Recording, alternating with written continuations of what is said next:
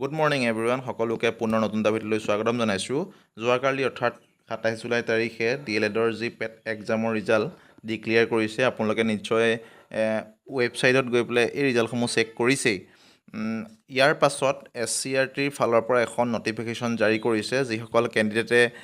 DLEDৰ যি দুবছৰীয়া কোৰ্চ কৰিম বুলি ভাবি আছে তেওঁলোকৰ বাবে অতি গুৰুত্বপূৰ্ণ এখন নটিফিকেশ্যন গতিকে পলম নকৰি আমি এই নটিফিকেশ্যনখনো কি আছে চাওঁচোন আহক So, it is for information to all concerned that the result of pre-entry test PAT 2026 for admission to 2 years diploma in elementary education DLED course session 2026-28 under SCERT Assam have been declared. Candidate can check their result in the website scert.co.in অৰ্থাৎ যোৱাকালি যে এই ৰিজাল্টসমূহ declare কৰিলে মানে সেই কথাটো ইয়াত কৈছে আৰু যিসকল কেণ্ডিডেটে তেওঁলোকৰ ৰিজাল্টসমূহ চাব পৰা নাই বা চাব বিচাৰিছে তেওঁলোকে এই scert.co.in এই ৱেবছাইটত গৈ পেলাই তেওঁলোকে ৰিজাল্টটো চাব পাৰিব ইয়াৰ পাছত দিছে the further due to severe flood situation affecting several districts of Assam the online counseling for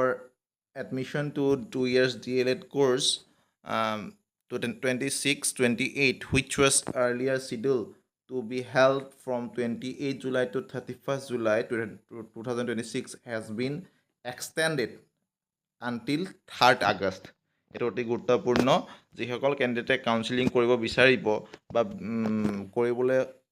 কৰিব তেওঁলোকৰ আগতে কি আছিলে 28 জুলাইৰ পৰা 31 জুলাইলৈকে তাৰিখটো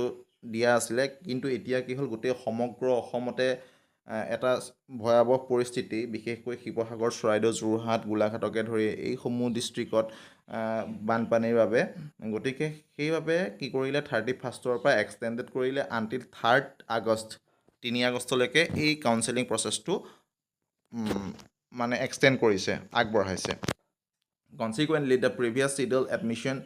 process for DLED course has been postponed. আগতে যি এখন নটিচ আছিলে যে তাত কি কোন তাৰিখে এডমিশ্যন হ'ব কেতিয়া কাউন্সেলিং হ'ব এই সমূহ কি হ'ব হৈছে পষ্টপন হৈছে বুলি ইয়াত লিখিছে The revised admission schedule will be announced in due course once the situation improve. আকৌ এখন ৰিভাইজ শিডিউল মানে এনাউন্স কৰিব যেতিয়া এই মানে সিচুৱেশ্যন ফ্লাড সিচুৱেশ্যনটো আমাৰ ইম্প্ৰুভ হ'ব গম পাইছেনে all concerned candidates are advised to visit the official website scert.pad.co.in regularly for latest update and information আৰু যিসকল কেণ্ডিডেট আছে তেওঁলোকক ৰেগুলাৰলি এই ৱেবছাইটটোত ভিজিট কৰি থাকিবলৈ কৈছে যাতে তেওঁলোকে লেটেষ্ট আপডেটসমূহ পায় এতিয়া কথাটো হ'ল